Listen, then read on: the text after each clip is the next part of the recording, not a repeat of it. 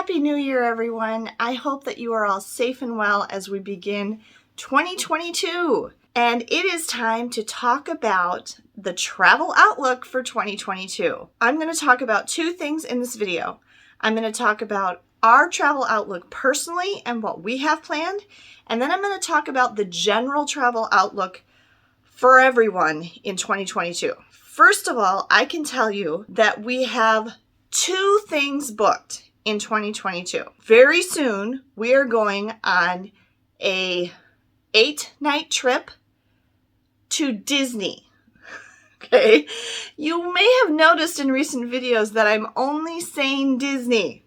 And the reason I'm saying that is because I haven't yet revealed to you what our 2022 Disney trip is.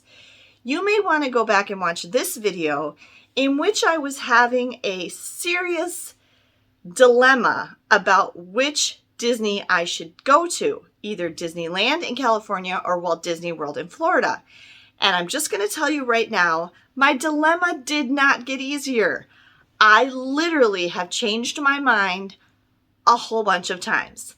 I have canceled and rebooked 3-4 times. Stay tuned and make sure you're subscribed because I will be sharing the details of our upcoming trip very soon. That trip is all booked and all set to go. We are taking that trip in just very soon, this month. The other one that I ended up not doing in January, I also have booked for the very end of 2022 because I just couldn't stand not getting to do that too.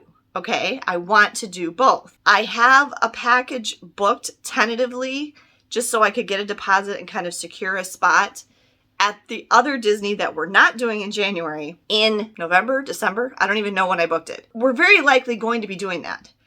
But the exact dates of when that trip will be are dependent on what happens with Megan and college. At the time I'm filming this video, we don't know where she's going to college yet, and we don't know what that college's academic calendar will be. So we don't know if she'd be able to go over Thanksgiving break, if she'll even have a Thanksgiving break, or would we go over Christmas break? When would that be? Or would she have January off that we could go in January? So it's going to be sometime, like the same time as now. It's either going to be November, December, or January. We're going to be doing another Disney trip that we didn't do now, assuming that things are better and safe enough then that we feel comfortable doing that.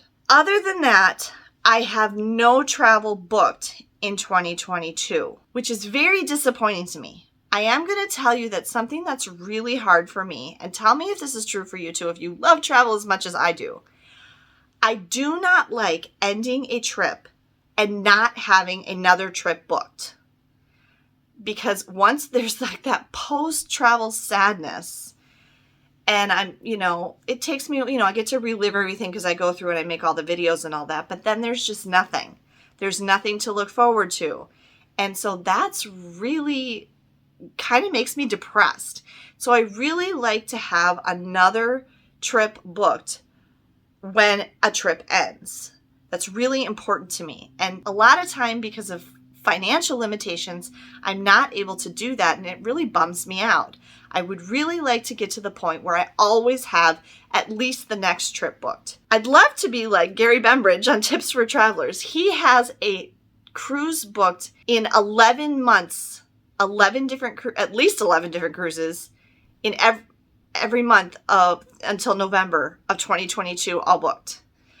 I would like to get to the point where my travel is like that. I don't necessarily have to travel every single month, but I would like to have like the whole year's travel all booked up, and it needs to be more than I'm traveling now. For me to be happy with the amount of content I'm able to bring you on my channel, and also just as much as I want to travel because of how many places I still want to go, I'd really like to be making at least 4 to 6 trips a year. What we want to do in 2022 and what we're going to be able to do are not necessarily the same thing. And there's 2 reasons why. Number 1 is the big old elephant in the room, and that's the pandemic. Even now, my prediction that I made way back in March of 2020 in this video and then reviewed a year later has proved to be pretty much wrong. It's not that we can't travel in all the ways I talked about in that video, but especially international travel and even cruising is very, very complicated. It's very complicated, it's very difficult, and it's very expensive. I don't foresee that changing in 2022, at least not until maybe late in 2022, if that. I really don't. So the two things that are affecting us personally in our travel plans for 2022, and why I don't really know what we're going to be doing in the middle 10 months of the year, is because of the pandemic, and there's a couple specific things about that, and also because of money. Now, with the pandemic, for us personally, there's a couple things that we're concerned about. I mean, one is just the virus in general and how many cases there are and how all of that. Another issue is the issue of testing. I've talked about this before, and I'm actually going to be making a standalone video about this coming up soon. I have made a video in the past about testing, which I will link up here, about the reasons I'm opposed to testing for travel. And don't get me wrong, I'm not opposed to testing for travel. I understand the need for it. However, I don't think it's reliable enough, and I think it gives too much of a false sense of security, because you've got to remember that that test only tells you if you're positive or negative at that moment in time. You could still have the virus in your body and it just doesn't show up yet, or you could catch the virus the next day. So I just really feel like a lot of places are depending too much on testing, and it's not doing anything. I don't see the way that at least the United States is doing testing right now. I don't see that testing is actually doing anything to control the spread of the virus. Testing is a real complication for us because testing makes a trip very, very expensive, potentially. And even just the cost of testing for travel can be very, very expensive and prohibitive for a family. And it's very, very risky. And that's what I'm going to be talking about in that video. And then the other thing I'm concerned about is the continuing need for and requirements of vaccines. Now, at the time I'm filming this video, everybody in our family, my parents, Andrew, me, and Megan, have all had 3 shots. Ben has only had 2 shots, and his second shot was now 7 months ago. I'm very concerned that Ben is already at increased risk because he's only had those 2 shots. Now, one of the disadvantages to us being very early and quick to get our vaccines as soon as we could is when the time comes to need that additional shot, we have to wait until the government agencies and the doctors and scientists decide, oh yeah, we're seeing waning immunity now, and these people should really probably get another shot. But by the time they make that decision and actually authorize it to happen, we're way past due because we got our other ones as soon as we could. So like Ben's in that position. He was literally the first kid in our town when they approved for his age range to get a shot. And so now we're waiting and waiting. Like, are they going to say that kids his age are going to need a 3rd shot or not? I think they probably will. And so now I feel like Ben's kind of at a heightened level of risk because he hasn't had a 3rd shot, and I don't know when he's going to be able to get one. The other thing about, and this is for everyone, not just us personally, about vaccines is even now I am seeing reports here and there of airlines. Ryanair in Ireland is now requiring people to be vaccinated to fly. This might become increasingly common. More people might be required to be vaccinated to fly on airplanes. I've talked about this before too. Will they require that in the United States? I don't know. We'll have to wait and see. Some cruise lines now are saying that you need any cruise, I know what it was, any cruise stopping in France, like having any kind of port stop or embarkation port in France, they're now requiring everyone to have 3 shots. You should expect, I think this is a big thing we're going to see in 2022. I think we should all expect that the original 2 shots fully vaccinated is not going to stay that way. It's going to change to something else. It's going to change to 3, maybe 4, maybe annual shots that you're going to have to need to be able to do a lot of travel things. And I think eventually, but it still might be years, honestly. Eventually, once the pandemic isn't a pandemic anymore, which it still very much is a pandemic. You know, whether that be sometime later in 2022 or 2023 or 2024, we don't know. But eventually it will become low enough. The numbers will become low enough and enough people on the globe will be vaccinated that it will be like, I think, more like an annual flu shot. But what I'm not sure of, just don't know with how much more could happen with the virus in the future. Is Omicron going to be the last mutation that we see? Probably not. And so depending on what happens in the future, it's hard to say whether if the SARS-CoV-2 virus vaccine becomes an annual or every 9 months or something requirement, is that still forever going to be a requirement for certain kinds of travel? That remains to be seen, but that's something you should definitely be thinking about. Because the other thing I was going to say is some countries are saying you cannot come there if your last vaccine, the most common one I've seen was more than 9 months ago. So if you go more than 9 months and haven't had a shot, they're not going to let you come there. For me, that's July. So that's something that I'm thinking about. I'm waiting to see if they're going to say I need another shot, I need a fourth shot. And if I want to travel internationally to any of these places that are making that a requirement that it can't be more than 9 months since you've had your last shot, well, then I've got to time that out and make sure I've got that covered.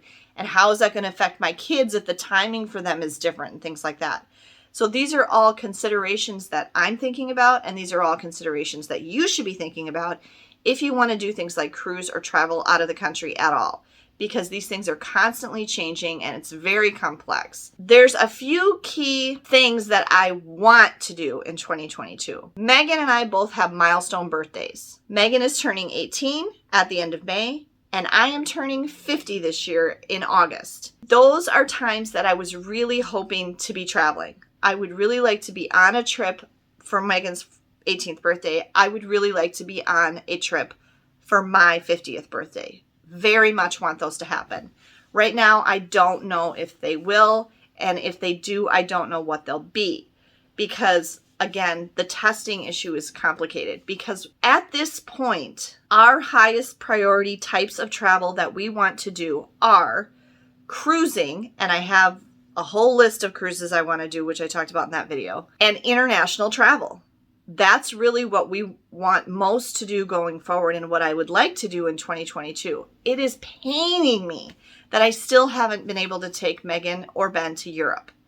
I took Andrew to Europe when he was 10, or to the UK anyway. And I went to Europe for the first time when I was 16, and Andrew went again when he was 17, and then he went again twice in college, and Megan and Ben still haven't been at all. And Megan was supposed to go on that trip to Switzerland and France, and that got canceled and she didn't get to go. And now she's going to college and she still hasn't gotten to go to Europe. And she really wanted her first time going to Europe to be with me. And I'm running out of time and I don't know how to make that happen because of the testing complication and the expense that would be for us and the risk and stuff. And then the other thing is Megan would really like to go to Japan. And I would really like to Japan, and even Ben would too. We would really like to go to Japan. The UK or Ireland is a very good first international trip for kids, by the way, because it's English speaking and it's some things that they're probably very familiar with. And I think that's a nice first trip for your kids if you want to do international travel with your kids.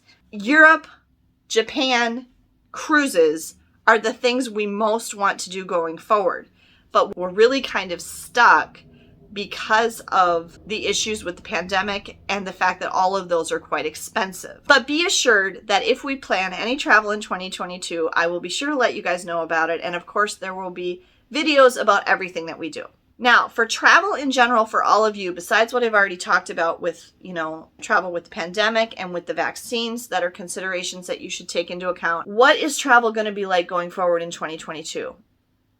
I think that the best thing I could say is it's probably going to be an awful lot like 2021. Some countries now have shut down again and are not allowing visitors at all. Some have shut down temporarily and aren't allowing visitors because of the Omicron variant. It's possible that that kind of thing could happen sometime in 2022 too, because of emerging variants. I don't think that testing or masks are going away anytime soon. I would even go so far to say that I think you should probably expect that testing and masks will be required for a lot of aspects of travel throughout all of 2022. And then I guess just in general, I think you should just expect the complications and the extra expenses of travel related to the pandemic, staffing shortages, and shipping and supply issues. I think you should expect all of that to continue well into 2022, if not all of 2022. One example of this is long hold times. When you call a cruise line or you call Disney or you call an airline, you need to plan to have several hours for that phone call because you're going to be on hold for a very, very long time. Unless they have one of those systems in place like Delta does where they give you the opportunity to just say you'd like a call back when it's your turn. I really like that. I like that they do that. And then the quirks of shipping and supply issues. There might not be all the food available in your favorite restaurants. There might still be quirky things in hotels where they have all these mismatched weird toiletry products. You're probably going to need to anticipate continuing challenges in the hospitality industry with short staffing in restaurants and hotels. One positive change that I saw in the news is that President Biden is planning on changing it so that people will be able to apply for passports online. I made a whole video very thoroughly covering a whole bunch of things with passports, and go back and watch that if you haven't already. I have a lot of information in there. This would be fantastic if this goes through, which I think it will, to be able to renew your passports online. I don't know if it's your initial application, but I know it's at least renewing your passport online. And, like being able to upload your stuff instead of having to send it all in the mail. That will definitely speed up the process and make it more efficient. So that will be very helpful to a lot of people. And I think that's great that he's doing that. What traveling do you have planned in 2022? I'd really like to hear about it down in the comments below. What do you have booked and what are you hoping to book? Thank you for taking the time to watch this video, everyone. I hope you have a safe and healthy 2022. Have a great day and safe travels.